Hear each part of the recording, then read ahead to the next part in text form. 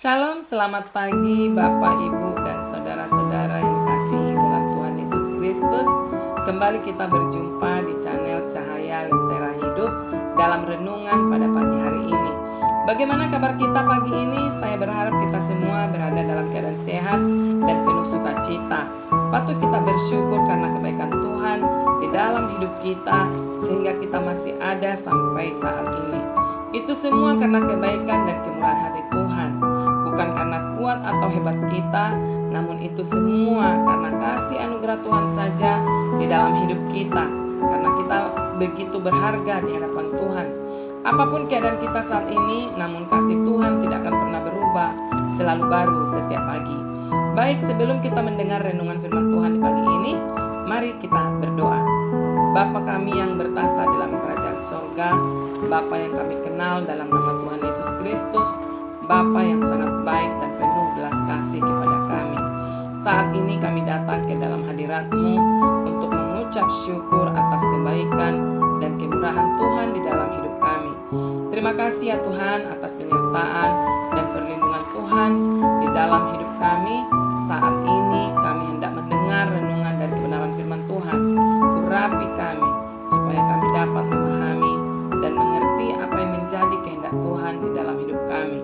Di dalam nama Tuhan Yesus Kristus, kami siap mendengar firman-Mu. Amin.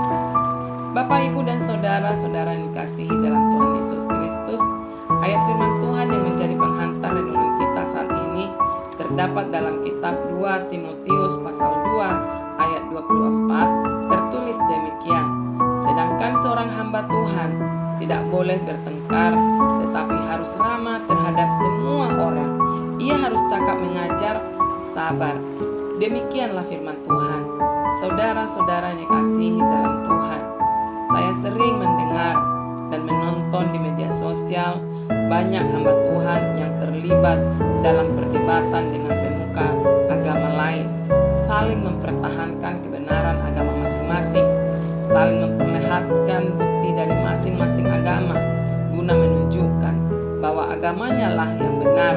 Bahkan tidak jarang berujung saling melaporkan ke pihak yang berwajib dengan alasan penistaan agama.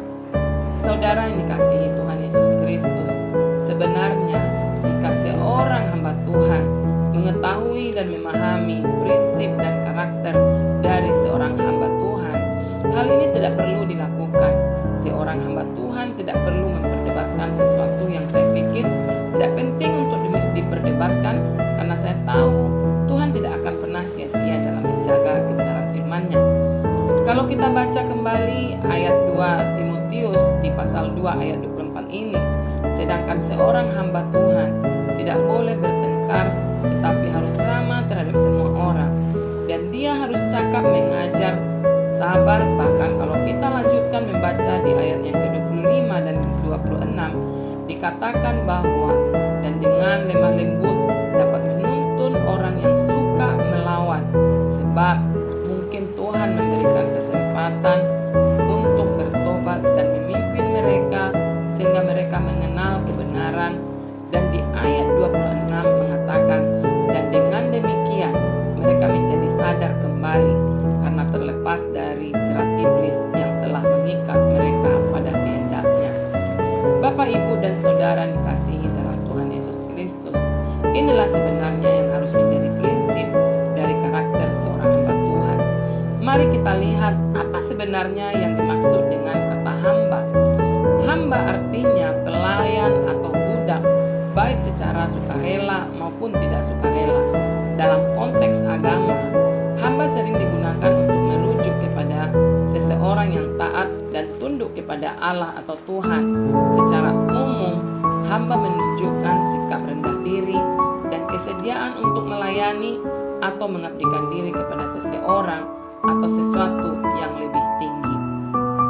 Apa yang sebenarnya menjadi prinsip dan karakter dari seorang hamba Tuhan sesuai dengan ayat firman Tuhan di atas, bahwa di sana dikatakan bahwa seorang hamba Tuhan tidak boleh bertengkar. Seorang hamba Tuhan harus ramah terhadap semua orang. Ia harus cakap mengajar, sabar, penuh dengan kelemah lembutan, sehingga dapat menuntun orang yang suka melawan kepada pertobatan. dan memimpin mereka mengenal kebenaran, sehingga mereka boleh terlepas dari jerat iblis yang menyesatkan mereka. Itulah pokok-pokok prinsip dan karakter yang harus dimiliki seorang hamba Tuhan. Saudara-saudara yang dikasihi Tuhan Yesus Kristus, apa yang dapat kita pelajari dari ayat firman Tuhan dalam renungan kita hari ini? Bahwa kita sebagai orang Kristen, pengikut Kristus, kita semua dipanggil untuk menjadi hamba Tuhan, seorang hamba yang setia dan bijaksana melayani tuannya. Kita juga harus setia kepada Tuhan dengan penuh kelemah lembutan dan ramah kepada semua orang. Kita tidak boleh lekas-lekas marah kepada orang-orang yang ada di sekitar kita, sekalipun mungkin banyak prinsip dan pendapat yang berbeda. Terlebih bagi mereka yang belum mengenal Tuhan Yesus Kristus, kita harus ingat bahwa kita adalah anak-anak terang, dan kita harus membawa terang itu sendiri di lingkungan sekitar kita, di gereja, di dalam bermasyarakat, bahkan dimanapun kita berada. Saudara-saudara yang dikasihi dalam Tuhan Yesus Kristus, sama halnya surat Rasul Paulus ini kepada Timotius. Paulus memberikan nasihat kepada Timotius untuk tetap kuat dalam anugerah yang ada dalam Yesus Kristus. Dia mengingatkan Timotius untuk mempercayakan ajaran yang telah diajarkan kepadanya kepada orang-orang yang setia dan mampu mengajarkannya kepada orang lain. Paulus juga mengingatkan Timotius untuk menderita sebagai prajurit Kristus yang baik dan untuk menghindari perdebatan-perdebatan yang tidak berguna, dan menekankan pentingnya bertekun dan setia dalam iman. Karena jika kita menyangkal Kristus, Ia juga akan menyangkal kita.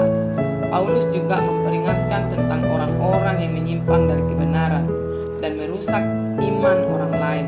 Dia menekankan pentingnya menjauhi hawa nafsu dan mengejar kebenaran, iman, kasih, dan damai sejahtera.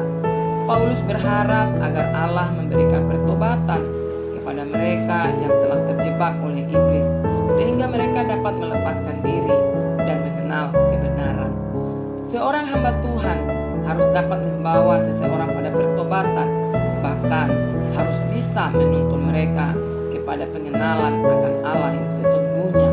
Sebagai hamba Tuhan, kita perlu menghindari perdebatan yang tidak berguna dan yang hanya akan menghancurkan orang-orang yang mendengarnya. Namun kita harus fokus pada hal-hal yang membangun dan menguatkan iman kita, bahkan menguatkan iman sesama dengan penuh belas kasih yang daripada Tuhan. Saudara-saudara yang dikasihi dalam Yesus Kristus, apa yang menjadi kesimpulan dari renungan kita hari ini dan dapat kita pelajari? Bahwa kita sebagai pengikut Kristus yang dipanggil menjadi hamba Tuhan harus memiliki prinsip dan karakter sebagai seorang hamba yang taat dan setia kepada Tuhannya. Kita harus taat dan setia dan selalu bertekun di dalam pekerjaan-pekerjaan Tuhan, sehingga kita dapat mencapai kemenangan dalam pertobatan hidup ini. Sama seperti Kristus yang setia sampai akhir, kita juga harus setia sampai akhir. Dan ketika Tuhan Yesus datang untuk kedua kalinya, kita didapati tetap dan tidak bercacat, sehingga kita tidak disangkal di hadapannya. Amin. Mari kita berdoa. Ya Bapa yang baik, yang penuh dengan belas kasih kepada kami, pagi ini kami sangat bersyukur atas kebaikan Tuhan. Engkau mengingatkan kami melalui firman Tuhan di pagi ini. Ajar kami Tuhan untuk melakukan seturut dengan kehendak Tuhan sebagai hamba yang setia dan taat. Mampukan kami untuk selalu bertekun dan setia dalam iman percaya kami. Berikan kami kebijaksanaan dalam menghindari perdebatan yang tidak berguna, dan kuatkanlah kami untuk menghindari godaan dan tetap setia kepadamu ya Tuhan. Ya Bapa, saat ini kami juga mau berdoa untuk para hamba Tuhan yang setia dalam pelayanannya. Biarlah mereka Engkau berikan kekuatan dan kesabaran dalam mengerjakan pekerjaan-pekerjaan Tuhan. Berkati hidup mereka dan keluarga mereka. Apapun yang menjadi kebutuhan mereka, Tuhan yang mencukupkan. Kami juga mau menyerahkan segala hidup kami hari ini ke dalam tangan pengasihan-Mu. Sertai kami dan lindungi kami.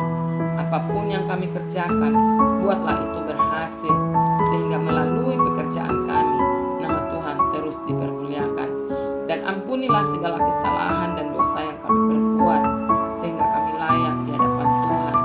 Terlebih kami layak mendapat bagian di dalam kerajaan Tuhan. Di dalam nama Tuhan Yesus Kristus, terima kasih telah mendengar dan menjawab doa kami. Amin. Mari kita bersama-sama mengucapkan doa Bapa kami. Bapa kami yang di sorga, dikuduskanlah namamu, datanglah kerajaanmu, jadilah kehendak-Mu di bumi seperti di sorga. Berikanlah kami pada hari ini makanan kami yang secukupnya, dan ampunilah kami akan kesalahan kami, seperti kami juga mengampuni orang yang bersalah kepada kami. Dan janganlah membawa kami dalam pencobaan, tetapi lepaskanlah kami daripada yang jahat, karena Engkaulah yang punya kerajaan dan kuasa dan kemuliaan sampai selama-lamanya. Amin. Marilah kita saudara-saudara bersama-sama menerima berkat dari Tuhan. Tuhan memberkati kita dan melindungi kita. Tuhan menyinari kita dengan wajah-Nya dan memberi kita kasih karunia. Tuhan menghadapkan wajah-Nya kepada kita dan memberi kita damai sejahtera. Amin. Puji Tuhan, saudara-saudara yang dikasihi Tuhan Yesus Kristus. Kami percaya firman Tuhan ini boleh menjadi berkat dan kekuatan bagi kita semua.